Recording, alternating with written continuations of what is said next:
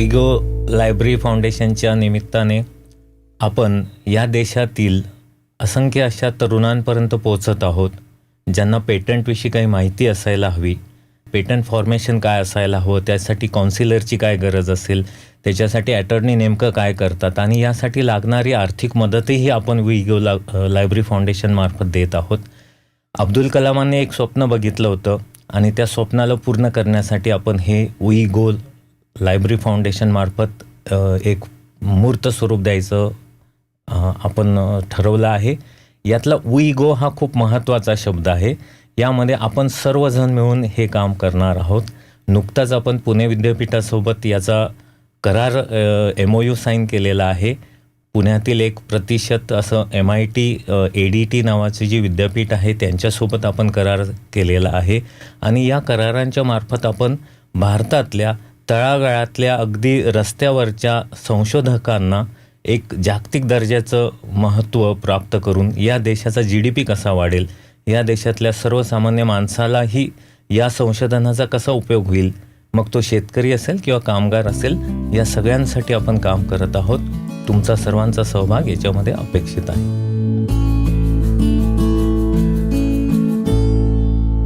नमस्कार.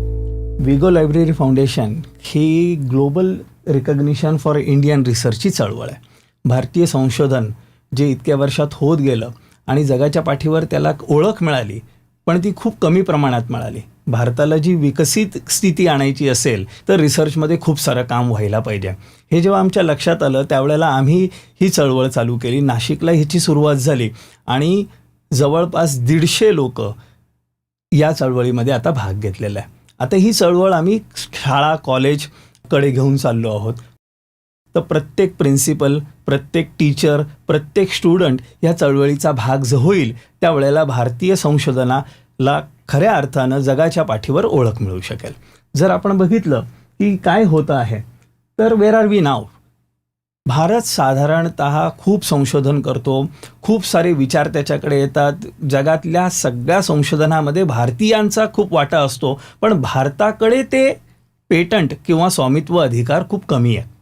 आणि किती कमी आहेत तर नियरेस्ट नेबरिंग कंट्री बघितलं तर चायना जवळपास 4 लाख पेटंट मिळवते, त्यावेळेला भारतीयांना फक्त 12,000 पेटंट मिळतात. मग मला एक प्रश्न पडला की असं का होतं. त्याचं उत्तर मला मिळालं की चायनामध्ये साधारण 12 लाख ॲप्लिकेशन पेटंटचे होत असतील तर भारतामध्ये अवघे 45,000 ॲप्लिकेशन होतात आणि त्यातले 30,000 ॲप्लिकेशन हे नॉन रेसिडेंटचे असतात. म्हणजे पूर्ण भारतात इतकी सारी कॉलेजेस आहेत, इतकी इंटेलिजंट मुलं आहेत. आत्ता तर 70 युनिकॉर्न आपण तयार केले, तरीसुद्धा आपली परिस्थिती अवघे 15,000 वर्षाचे ॲप्लिकेशन इतकी वाईट आहे. काही सुधारणा झाली का? हो, काही हल्लीच्या वर्षांमध्ये सुधारणा झाली, काही ॲप्लिकेशन वाढले, पण त्याला आपण जेनेरिक ग्रोथ असंच ॲप्लिकेशन वाढले आहेत. हॉकी स्टिक अजून आपल्याला दिसलेली नाही.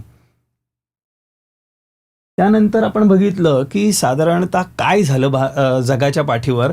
ज्यांनी संशोधनामध्ये काम केलं, ज्यांना सगळ्यात जास्त पेटंट मिळाले. जेव्हा जपाननी यामध्ये काम चालू केलं तर 1960 साली त्यांचे पेटंट फायलिंग जास्त झालं, पेटंटही जास्त मिळाले आणि त्यांचा GDP वाढला.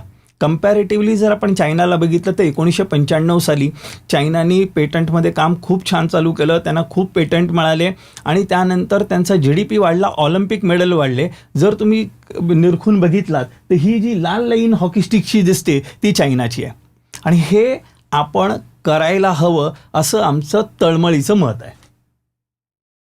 जर आपण बघितलं तर आता काय होतं आहे भारतामध्ये तर एक साधारणतः मुवमेंट चालू झाली, पण ही लिनियर ग्रोथ आहे.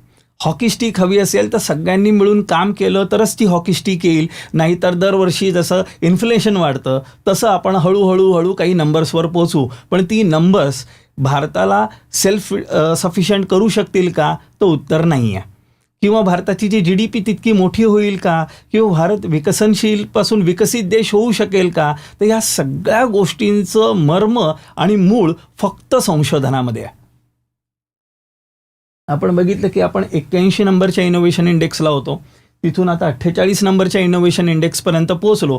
प्रगती आहे, पण ही आपण पूर्ण असं म्हणू शकेल का?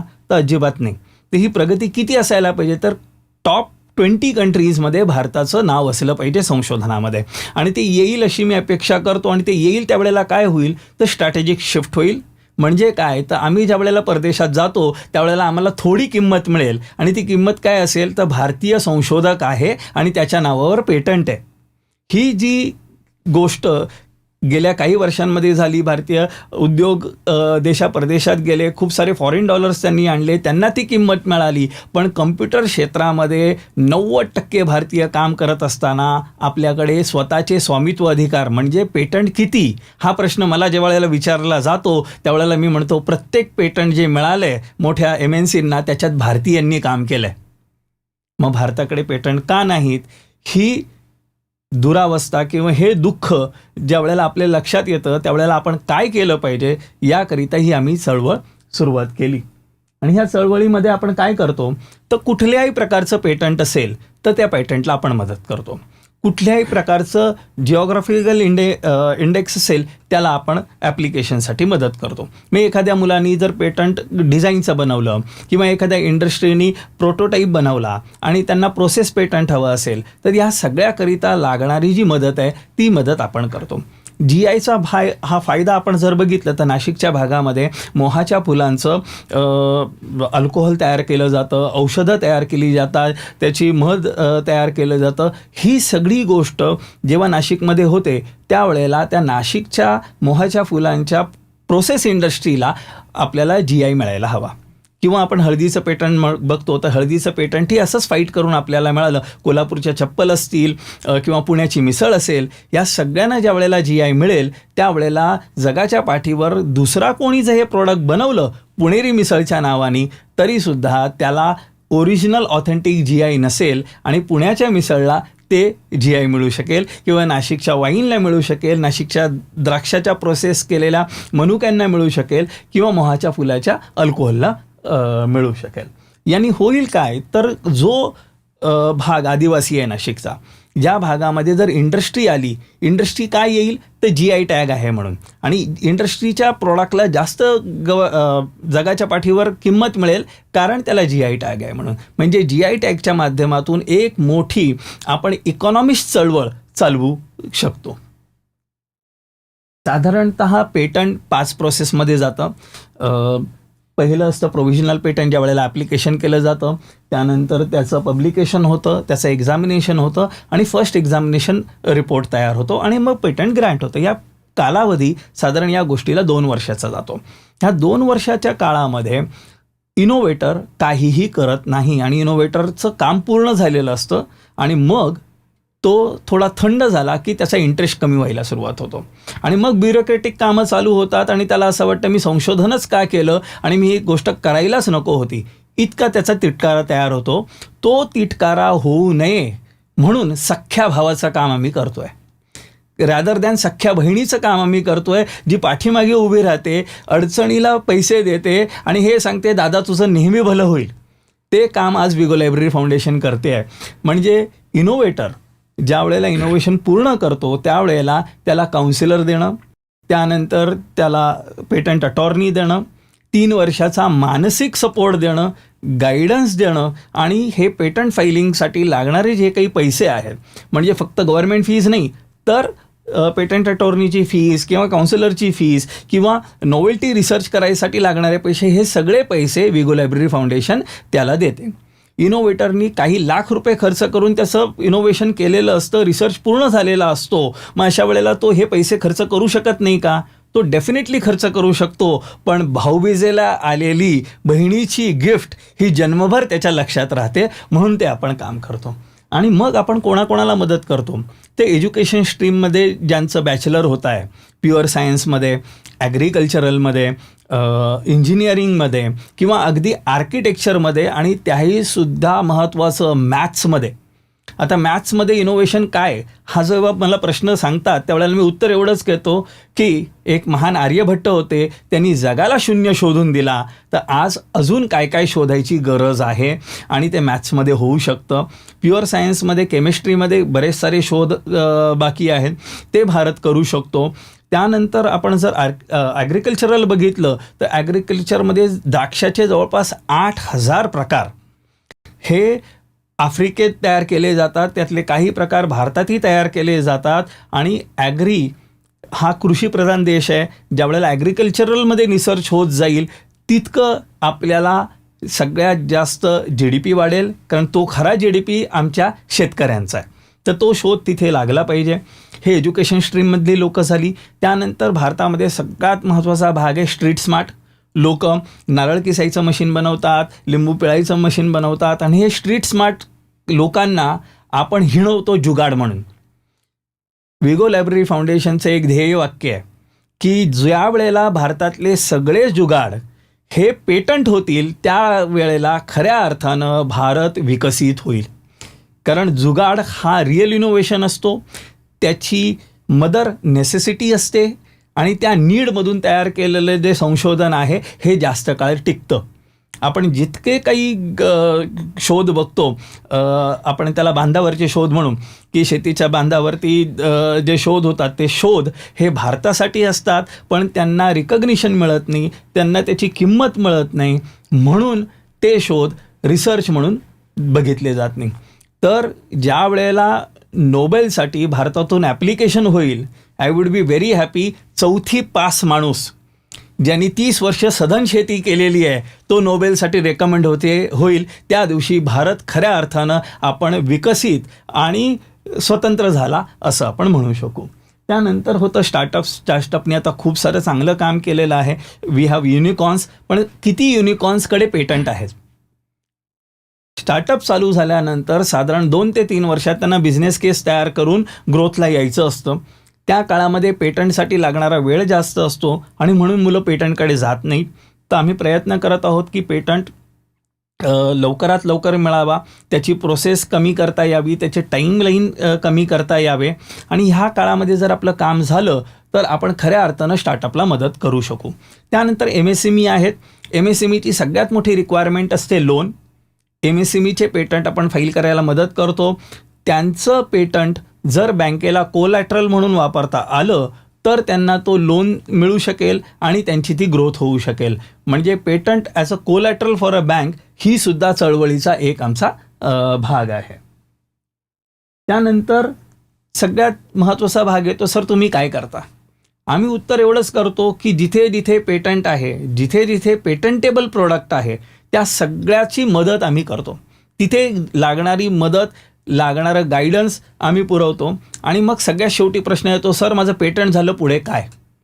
तर पेटंट कमर्शियलाइज व्हायला पाहिजे, आणि पेटंट कमर्शियलाइज करण्याकरिता ज्या काही यंत्रणा आहेत त्या यंत्रणेची सांगड घालून देण्याचं सुद्धा आपण काम करतो, ज्याला आम्ही म्हणतो की सायकल कंप्लीट होतं. संशोधनापासून कमर्शियलायझेशनपर्यंत जायचं हे सायकल आपण त्या दृष्टीने कंप्लीट करतो. आता जर बघितलं तर आपण कमर्शियलाइज करताना काय काय सांगतो, जर तुमचं प्रॉडक्ट चांगलं असेल आणि इनोव्हेटर खरंच एंटरप्रेन्युअर असेल तर आम्ही त्याला गाईड करतो की तू आपला स्वतःचा बिझनेस चालू कर.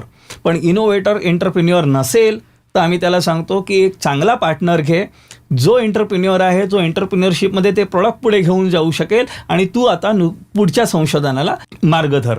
म्हणजे पहिलं संशोधन एका पार्टनरबरोबर, दुसरं संशोधन दुसऱ्या पार्टनरबरोबर, असं करत करत तुम्ही पुढचे बरेच प्रॉडक्ट आणू शकता. त्यानंतर दुसरी गोष्ट आहे ते लायसन्स करायचं पेटंट, किंवा पेटंट लायसन्सिंग कंपनी यूज करायची, किंवा अगदी पेटंट सेल ऑफ करायचे. ह्या सगळ्यांमध्ये महत्त्वाचा भाग की कसं करायचं. तर आज ऑनलाईनच्या माध्यमातून आपल्याकडे फ्री मार्केट प्लेसेस आहेत, पेड मार्केट प्लेसेस आहेत, त्यानंतर काही ब्रोकरेज मार्केट प्लेसेस आहेत, आणि त्यानंतर शेवटी आहे तुमचं प्रोग्राम्स. ब्रोकरेज मार्केट प्लेस हा खूप सुंदर भाग आहे सर. ज्या वेळेला आपल्याकडे प्रॉपर्टी असते, आपण प्रॉपर्टी कशी विकतो, तर आपण एका ब्रोकरकडे जातो आणि त्याला म्हणतो की ही माझी प्रॉपर्टी विकून दे. पेटंट ही करोडोंची प्रॉपर्टी आहे, ती सुद्धा विकायला योग्य ब्रोकरची गरज असते, आणि तो ब्रोकर जगाच्या पाठीवर कुठेही असू शकतो. तो ब्रोकर जर आपल्याबरोबर असेल तर 5 रुपयाची प्रॉपर्टी 5 रुपये 50 पैशाला तो विकून देईल आणि आपल्याला आपलं ॲप्रिसिएशन देईल. ही ॲप्रिसिएशन मिळावं आणि सगळ्या भारतीयांना मिळावं ही आपली संकल्पना आहे. कारण एक शोध लागतो, एक इंडस्ट्री उभी राहते, 10,000 घरं सांभाळली जातात, 10,000 घरांमधून कैक पटीने त्याचा टॅक्स भरला जातो. टॅक्स भरल्यानंतर त्याचे गव्हर्नमेंटकडे रोड तयार होतात, रोड तयार केल्यानंतर ती 10,000 माणसं त्याच रोडवरून कंपनीत जातात. असा तो सायकल आहे. GDP वाढण्यासाठी संशोधनाची गरज म्हणजे एखाद्या शेतीमध्ये लागणाऱ्या सीडसारखी आहे. सीड ज्या वेळेला लागतं त्यावेळेला झाड वर येतं आणि मग फळं आपण चाकतो. ते सीड म्हणजे पूर्ण देशाचा आत्मा हा संशोधनाचा सीड आहे. त्यानंतर आपलं ऑब्जेक्टिव्ह काय? विगो लायब्ररी फाउंडेशनच्या माध्यमातून आपलं एकच ऑब्जेक्टिव्ह आहे, सिम्प्लिफाय करायचं, को अवेअरनेस करायचं, कोऑर्डिनेट करायचं, सेन्सेशन प्रोग्राम तयार करायचं, ट्रेनिंग करायचं. ट्रेनिंग करताना ट्रेन द ट्रेनर हा आमचा प्रोग्राम आपण ऐकत आहोत. ट्रेन द ट्रेनर प्रोग्राम म्हणजे काय?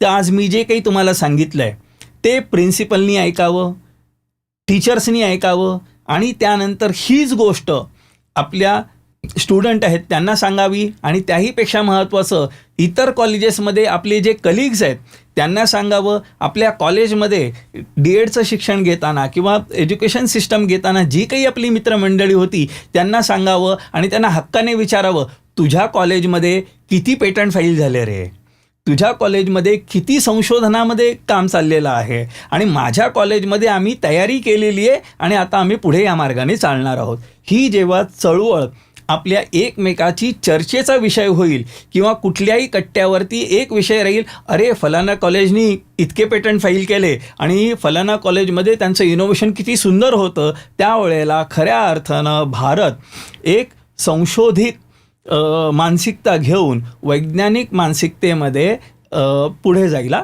चालू होऊन जाईल. रिसर्च माइंडसेट असायला हवी, रिसर्च सोसायटी असायला हवी आणि रिसर्च सोसायटी, रिसर्च माइंडसेट ह्या सगळ्या गोष्टी भारताला उभं करू शकतील.